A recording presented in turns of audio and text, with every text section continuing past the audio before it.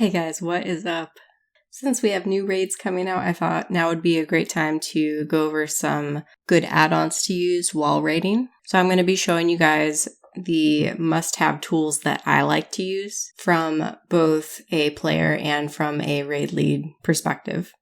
Add-ons are also known as mods. It's basically code that works with the game to enhance the interface for users. WoW has a huge library of add-ons that users have created, and to find these you can either search for them one by one, or you can use a third-party software to find, install, and also keep your add-ons updated. I opt for using a tool to keep my add-ons updated. If anyone has played this game as long as me, you know the pain of having to go and manually update add-ons, which I never want to do again.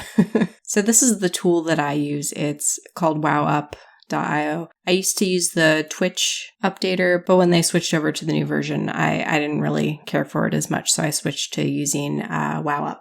If you want to install this tool, you can go to wowup.io, and the instructions for download and install are found there. So right now it is the morning of Phase 2 before the server reset. I'm going to go through and update any add-ons that do have updates. It looks like a lot of them have already put in their updates for Phase 2. But when going into a new phase, you want to be checking your add-ons frequently for updates, because usually if there's a problem, they're going to go through and fix it and put an update out there. If this is your first time using WowUp, you want to make sure you have the correct version of the game selected, and you can find add-ons through the little magnifying glass here, and you would just search the name. You can also browse by categories.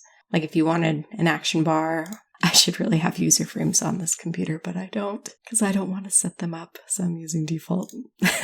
Anyway, I already have everything installed that I want to use, so I'm just going to show you guys a couple tools that I like. First, we're going to look at Deadly Boss Mods. Deadly Boss Mods is an all-in-one raid tool that gives you timers and announcements for each boss fight. This kind of gives you a rough idea for phase changes, or if there's key abilities that a boss is going to use, it'll tell you about when you should expect to see those spells. You can open up the interface in game by typing /dbm, and you can select the raid that we're going to do. So we're going to be doing Serpent Shrine Cavern, and these will load when you enter the instance. So right now I'm just kind of looking through and seeing if there's warnings that I want to turn off. Right now I'm playing a damage dealer, so a lot of these warnings I don't really need. They're kind of more just general knowledge, and if you're a healer, there are some abilities that you have to heal the player if they get whatever spell, like Watery Grave is one of them.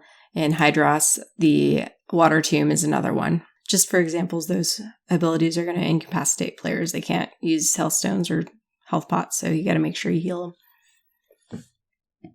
Let me see if I can get some timers going here. I have my bars set up so that they're up on the side until they get below a certain point, and then they pop up in the middle of my screen when they're under 10 seconds. If you want to move your bars around, you just go to Options, and under General Options, Core and GUI. You can hit Start Test Bars to show your bars, and then Move Bars to move them around to where you want them. That's pretty much all you need to do to set up these add-ons. It's going to, by default, just load everything you need. So you just want to put the test bars where you want them in your UI.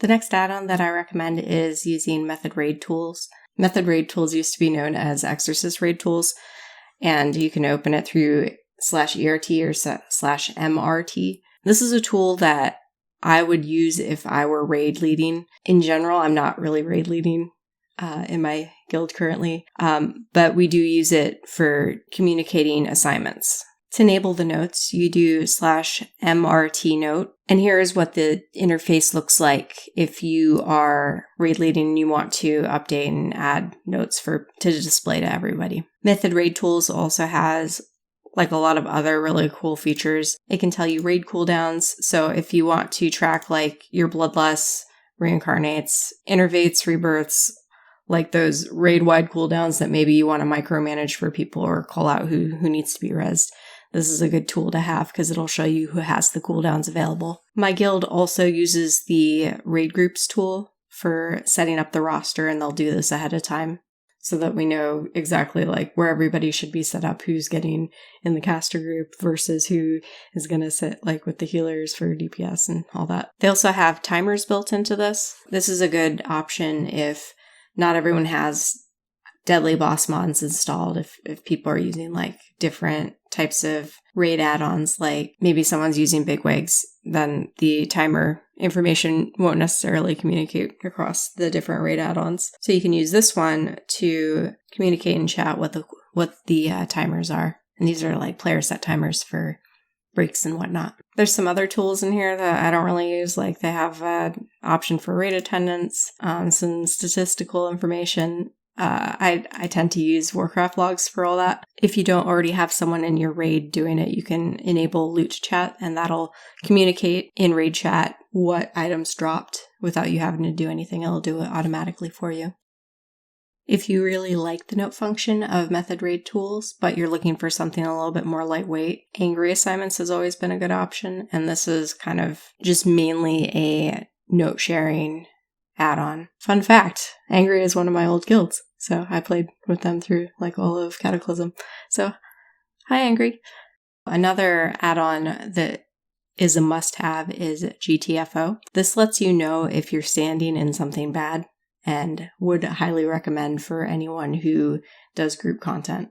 This makes it so that you don't kill yourself by standing in poison and just not noticing. In game, you can open up the interface by typing /GTFO space options. And here you can set thresholds. Maybe you want to set like a percentage of health that you're losing for it to make noise. So if you're only losing like 10 health per tick, like you probably don't care too much. You can also enable to play sounds when muted. So if you play without game sound, first of all, you're a monster. And second of all, you can enable this to cut through that anyway. And the last add-on that I want to go over is weak auras. Weak auras is like a huge multifunctional add-on package that you can customize to whatever you want it to do, pretty much. You open weak auras by typing in /WA. Where are all my weak auras? All my weak auras are gone. Okay, well, I think I need an update or something because I have like 20 weak auras. It was just working. I have this one. I don't know why it's not showing up.